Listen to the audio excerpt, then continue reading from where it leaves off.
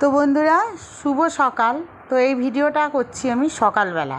তো সকালবেলা তো আমার এমনি সংসারের অনেক কাজ থাকে, এর আগেও আমি বলেছি সকালবেলা কাজটা সেরাবারই কাজ থাকে। সকালবেলা কাজটা সেরে নিয়েছি, নিয়ে স্নান করে কলতলায় এসে গেছি। এইখানটা আমার তুলসী গাছ আছে, ঠাকুরের বাসনগুলো এখন ধোবো। তো চলো আমি ঠাকুর বাসন ধুই আর তুলসী গাছগুলোকে সব দেখাই, আর তুলসী গাছেও জল দিই। তো এখন সূর্য উঠে গেছে, এই গরমকালে না খুব তাড়াতাড়ি রোদ উঠে যায় আর খুব গরমও পড়ে। আর এইদিকে দেখো তুলসী গাছটা পুরো শুকিয়ে গেছে। আমি রোজ সকালবেলা না এইখানটা ধুইয়ে দিই, তো এখনও আমি ধোয়াবো প্রতিদিন তুলসী গাছের। এখনও আমি তুলসী ভিটেটা বাঁধাইনি, এমনি টবের মধ্যেই রেখে পুজো করি মা তুলসীকে। আর এইদিকে দেখছো এই গাছটা হলো ছোট্ট ছোট্ট টগর ফুল গাছ, মানে ছোট সাদা ফুল। তো এই গাছটা কেমন হয়ে গেছে। আর এইদিকে চন্দ্রমল্লিকা শুকিয়ে গেছে, তবে এখন তো সিজন না। আর এই গাছটা দেখো কত সুন্দর হয়েছে, এটা হলো সীতাকুণ্ড আমরা বলি। তো তোমরা কি বলো আমার কমেন্টে অবশ্যই বলো। তো এই গাছটার গোড়ায় না একটু জল দিলাম আর একটু সারও দিয়েছি, যেমন আলুর খোসা দিলে না খুব ভালো হয়। আর এদিকে দেখো এই যে কলটা দেখছো, এটা টাইমের জল পড়ছে। আর এইটা না আমি শুধু ঠাকুরের বাসনই মাজি, এইখানে কোনো এঁটো কাটা কিছু হয় না, শুধু ঠাকুরের বাসন মাজার জন্য এটা ব্যবহার করা হয়। তো এখন আমি ঠাকুরের বাসনগুলো মাজবো। আর রোজকার আমি মাজি কী দিয়ে জানো, ঠাকুর বাসনে যে পিতাম্বরী পাউডার দিয়ে মাজলে না দেখো কতটা ঘটিটা চকচক করছে। রোজই মাজি, তো এখন মাজবো। তবে এইটা না সাবানের সাথে মিশিয়ে মাজা যাবে না, এটা না এমনি শুকনো পাউডারটা দিয়ে বাসনে ঘষতে হবে। একটুও যদি জল দেওয়া হয় এই পাউডারটার সঙ্গে, তাহলে পরিষ্কার হয় না। তো পিতাম্বরী দিয়ে যারা মাজো তারা নিশ্চয়ই জানো শুকনোটাই এটাকে শুধু দিয়ে মাজতে হবে, এর মধ্যে কোনো কিছু দিলেও মাজবে না। আর এটা না সবচেয়ে ভালো পরিষ্কার হয়, একটুখানি নিয়ে হাতে ঘষা দিলে খুব পরিষ্কার হয়। তা আমি সবসময় পিতাম্বরী ইউজ করি, পিতাম্বরী দিয়েই আমি ঠাকুর বাসনগুলো ধুই। তো আমার ঠাকুর বাসন ধোয়া হয়ে গেছে, এবার ঘরে চলে যাব। তার আগে আমি এখানে যে তুলসী গাছটা আছে তার গোড়ায় জল দিলাম। আর তুলসী গাছের তো মন্ত্রটা তো আমি জানি, সেই মন্ত্রটাও পড়ে নিয়েছি। তুলসী তুলসী বৃন্দাবন, তুমি তুলসী নারায়ণ, তোমার শিরে ঢালি জল, অন্তিমকালে দিও স্থল। তো এইটা হলো 3বার মন্ত্রটা বলতে হয়, তারপরে আমি সূর্য প্রণাম করব। তো এই মন্ত্রটা না 3বার পরে জল ঢাললে খুব ভালো। আর এদিকে দেখো সূর্য দেবতা উঠে গেছে, তো আমি জল ঢালবো, সূর্যকেও জল প্রণাম করি, জল ঢালি, তারপরে আমি ঘরে আসবো। আর দেখো আমার ননদ এই যে ফুলগুলো দিয়েছে, ও রোজ ভোরবেলা ফুল তোলে। তো আমাদের বাড়িতেও ফুল ফোটে, তবে এখন কম হয়ে গেছে। ফুল গাছগুলো ছাদে লাগানো, তো আমাদের বাড়িটা না পুরোটা মাটি কম, পুরোটা বাঁধানো, যা করা যাবে সব টবেই করা যাবে। টবের থেকে মাটিতেই ভালো হয়। যখন আমি বাড়ি যাই তখন মাটিতে ফুলগুলো কত হয় আমি সব তোমাদের সাথে পরে শেয়ার করব, কারণ মাটির মতো জিনিস হয় না, কারণ মাটিতেই ফুল বেশি ভালো হয়। আর এই দেখো না মাধবীলতা নিয়ে এসেছিলো, সেই মাধবীলতা এটা হলো ওই যে কাঞ্চন ফুল, এই দিয়ে আমার গোপাল তো 2খানা গোপাল, আর তো কোনো ঠাকুর আমার কাছে এখনও নেই, তো আমি এই দিয়ে পুজো দেবো। আর গণেশ ঠাকুর আছে একটা পাথরের ছোট্ট, সেই গণেশ ঠাকুরকে রোজ স্নান করাই। তো এখন গোপালদের স্নান করাবো, গণেশ ঠাকুরকে স্নান করাবো, তারপরে আমি বাইরে চলে গেলাম। দেখো এই যে টবে লাগানো আছে, আমারই টবে এই ছোট ছোট সাদা ফুলগুলো আমি একবারে টব শুদ্ধই কিনে এনেছিলাম। এখন যেহেতু গরমের সিজন পড়ে গেছে, এখন ফুটছে, দেখো এই কটা ফুটেছে। তো এই কটাও আমার যথেষ্ট, কারণ অত ফুল আমার লাগবে না, আমার তো 2খানা গোপাল। তো দেখো এতগুলো টোটাল ফুল হয়েছে। ফুলগুলো মোটামুটি গোপালকেই দেবো, সাদা ফুল হয়ে যাবে আজকে। তো আমি বাজার থেকেও গাঁদা ফুল কিনে আনি, তবে বাড়ির গাছের ফুলের একটা পুজো করা একটা আলাদা। এই যে দেখো গণেশ ঠাকুর, আমি গোলাপ জল দিয়ে গণেশ ঠাকুরকে এখন স্নান করাবো। আর কৃষ্ণ গোপাল এদের সবাইকেই আমি এই ঘটিটার মধ্যে চান করাই। তবে আমি শঙ্খ, যে জল শঙ্খ আছে ওর মধ্যে দিয়েই আমি গোপালদের চান করাই। আগে ঘটি দিয়েও জল দিয়ে চান করাতাম, এখন আমি একজন আমাকে বলেছে যে জল শঙ্কর মধ্যে দিয়ে জল দিয়ে চান করালে নাকি খুব ভালো গোপালের মন্ত্রটাও আমি পরে বলবো। আর এই দেখো আমি তো এই বাস্কেটটার মধ্যে সব জামা রাখি, তো জামায় পুরো ভরে গেছে। কিছু জামাগুলো বাদ দিয়ে গঙ্গায় দিয়ে আসবো, কারণ যেগুলো ছিঁড়ে ছিঁড়ে গেছে এই জামাগুলো না কিনেছি। দেখো এইগুলো হলো পয়লা বৈশাখে আমি গোপালকে জামা পরাবো। আর এই দেখো আমি দেখাচ্ছি, তো গোপালের জন্য বাবা স্যুট কিনেছি, বড় গোপালের একটা এর আগেও কিনেছিলাম, আমি পরিয়ে ভিডিও করেছি। দিয়েছি।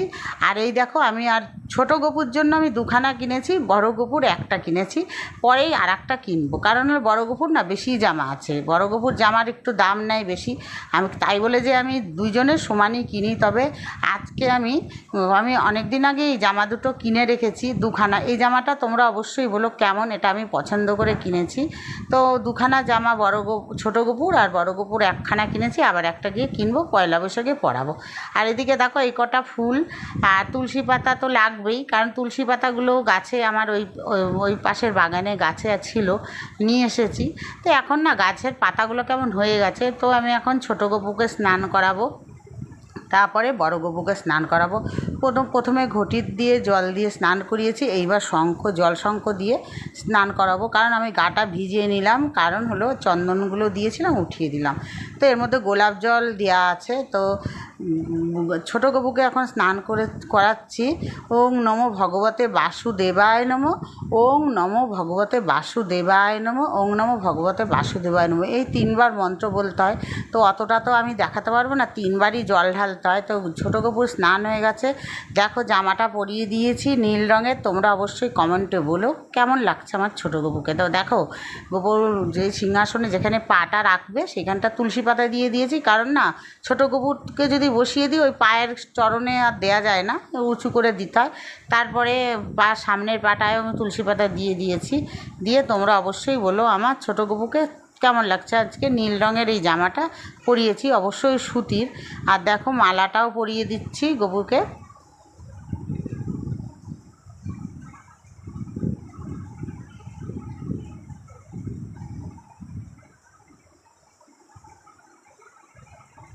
এবার হাতে বাঁশি দিয়ে দিলাম, ফুলগুলোও দেবো, ফুলগুলো দিয়ে সাজাবো।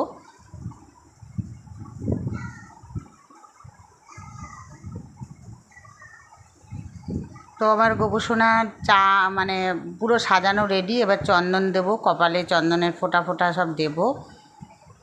দেখো মাধবীলতা ফুলটা দিয়েছি, কত সুন্দর লাগছে।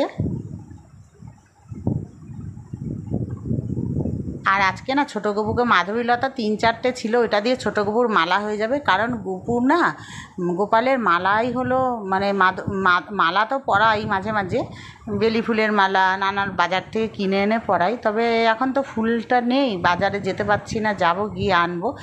আর হলো মাধবীলতা না গোপালের প্রিয় ফুল, কৃষ্ণের গোলাপ ফুল, মাধবীলতা এগুলো প্রিয় ফুল। তো দেখো আমার বড় গপুকেও জামা ছাড়িয়ে দিয়েছি, ছাড়িয়ে স্নান করানো চলছে। তো বড় গপুকেও মানে জল শঙ্কর মধ্যে দিয়ে স্নান করাই। আমি না আগে ঘটি দিয়েই স্নান করাতাম, ঘটি দিয়েও স্নান করানো যায়, তবে আমি জল শঙ্কর দিয়ে, আমাকে একজন বলেছে নারায়ণ তো ওকে শঙ্কর মধ্যে দিয়ে গপুকে স্নান করাতে, তার জন্য আমি করাচ্ছি। তো তোমরা কি জানো যে শঙ্কর মধ্যে দিয়ে স্নান করানোটা খুবই ভালো। তারপরে ওং নমো ভগবতে বাসুদেবায় নমঃ, এটা তো বলতেই হয়, কারণ গোপালকে না যখন স্নান করাবো এইটা বলেই স্নান করাই, প্রতিদিন আমি এটাই বলি। তো গোপালকে এখন আমি মাথা মুছিয়ে গা মুছিয়ে দিচ্ছি, দিয়ে এবার জামা পরিয়ে দেবো। তোমরা অবশ্যই বলো আজকে এই জামাটা পরাবো সুতির, এখন আমি গোপালকে সব সুতির জামা পরাই। আর সিনথেটিকের জামাগুলো না মানে ছিঁড়ে ছিঁড়েও গেছে আর নষ্টও হয়ে যাচ্ছে, নতুনও আছে কতগুলো। তবে যেগুলো খারাপ সেগুলো না আমি গঙ্গা আছে সামনে, মা গঙ্গা, এখানে গিয়ে জলে দিয়ে আসবো, কারণ হলো গোপালের জামা এদিক ওদিক ফেলতে নেই। তো তোমরা যাদের বাড়ি গোপাল আছে আমাকে তোমরা কমেন্টে বলো যে আমার পুজোটা কি তোমাদের এইভাবে করো, আমার পুজোটা কি তোমাদের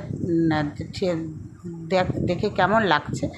হ্যাঁ, তো দেখো এবার আমার ছোটো গপুকে কেমন লাগছে। মাধবীলতা ফুলের মালা গলায় দিয়ে দিয়েছি গেঁথে। আমরা না ছোটোবেলায় মাধবীলতা ফুল দিয়ে কত খেলা করেছি, আর কৃষ্ণরও প্রিয় ফুল মাধবীলতা।